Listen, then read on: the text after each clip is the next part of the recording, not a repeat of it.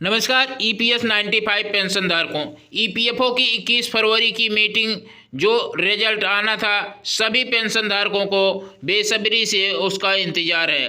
बात सिर्फ 21 फरवरी की मीटिंग की ही नहीं, उससे पहले क्या हुआ और बाद में क्या तैयारी चल रही है, इसकी रिपोर्ट जानने के लिए दोस्तों, अगर इस चैनल पर नए हैं तो चैनल को ज़रूर सब्सक्राइब कर लेंगे और वीडियो को लाइक कर देंगे।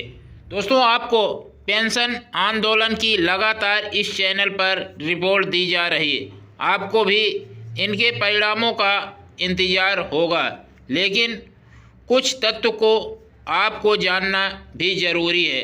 पिछले साल यानी 2023 दिसंबर में जब रामलीला मैदान में रैली हुई थी और जंतर मंतर पर अनशन के बाद 14 दिसंबर को श्रम मंत्री जी के निर्देश पर श्रम सचिव आरती आहूजा जी के साथ एनएसी टीम की जो महत्वपूर्ण बैठक संपन्न हुई थी, उसके बाद से लगातार इस मामले पर कोई ना कोई कार्रवाई जारी है।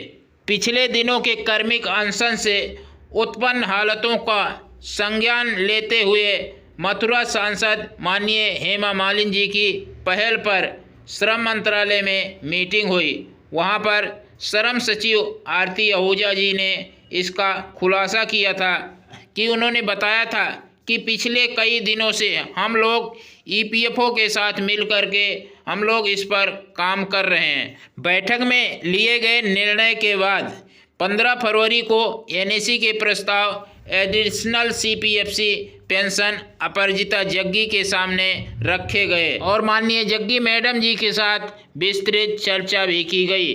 16 फरवरी को एनएसी के इन्हीं प्रस्तावों को लेकर के सीपीएफसी नीलम समीर राव जी के साथ बैठक कर प्रस्ताव दिए गए और इस पर विस्तार से मंथन हुआ। नीलम समीर राव जी ने प्रस्तावों पर सकारात्मक रूप दिखाते हुए अंतिम राहत देने के संकेत भी दिए थे और मेडिकल सुविधा लागू करने का भी वादा किया था। इस संबंध में 21 फरवरी 2024 को ईपीएफओ की विशेष बैठक बुलाने के भी निर्देश दिए थे। अब 21 फरवरी को क्या निर्णय निकल कर आया, इसकी पूरी विस्तृत जानकारी किसी को नहीं दी जा रही है, क्योंकि एनएसी की टीम को इस बैठक में बुलाया ही नहीं गया था। इसलिए विभिन्न सूत्रों से इस मामले पर प्रगति से जानने का प्रयास किया जा रहा है।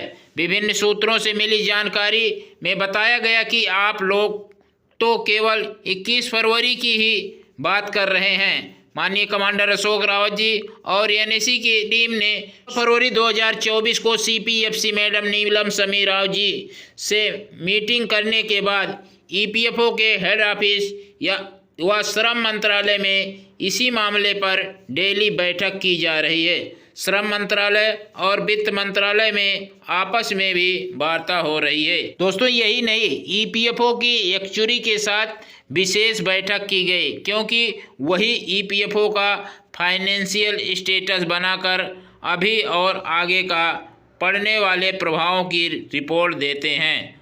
आपको पहले भी जानकारी दी गई थी कि NAC chief commander Ashok Rawat ji ने सीपीएफसी मैडम के साथ बैठक में कहा था कि आपके एक्चुरी 20 से 30 साल बाद के लोगों के लिए हमारा 20 से 30 साल बाद के लोगों के बारे में सोच रहे हैं, हमारे पेट काट कर इंतजाम करने पर लगे हैं। जो वृद्ध पेंशनर आज भूखे मर रहे हैं, उनके लिए अभी कोई प्लान नहीं है।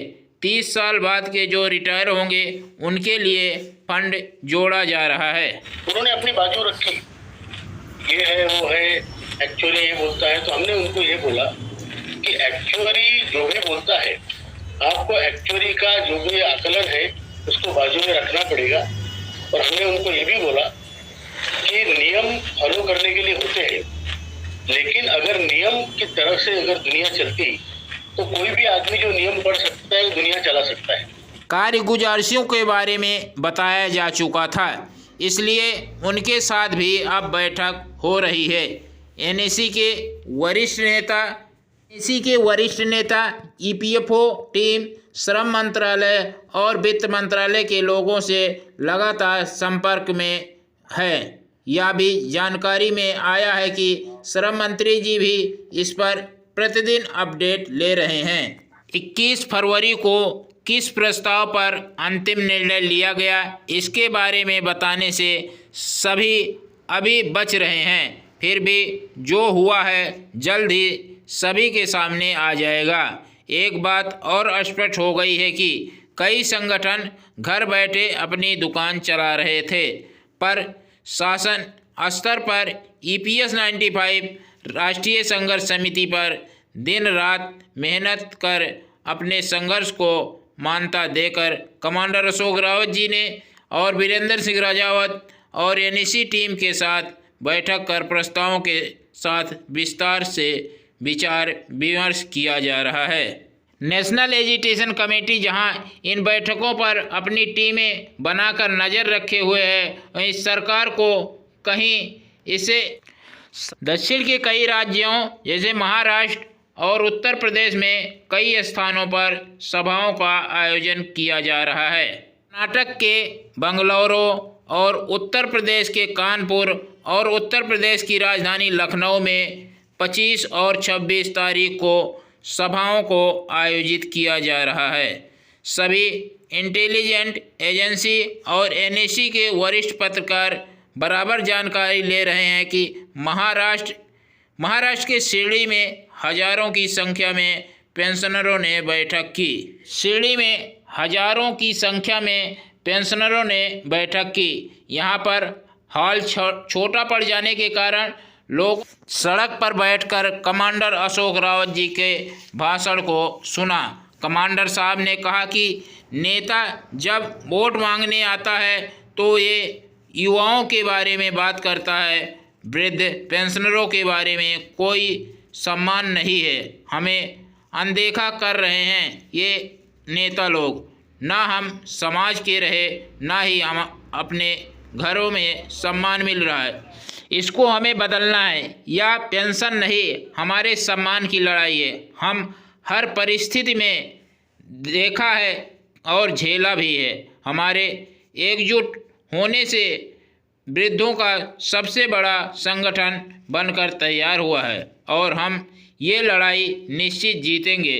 जो साथी कल तक हमारे साथ थे पर हमें छोड़कर परलोक सिधार गए, उनका भी आशीर्वाद हमारे साथ है, इसलिए हमारी विजय निश्चित होगी।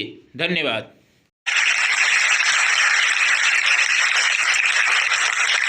आपले फार फार धन्यवाद। दोन नारे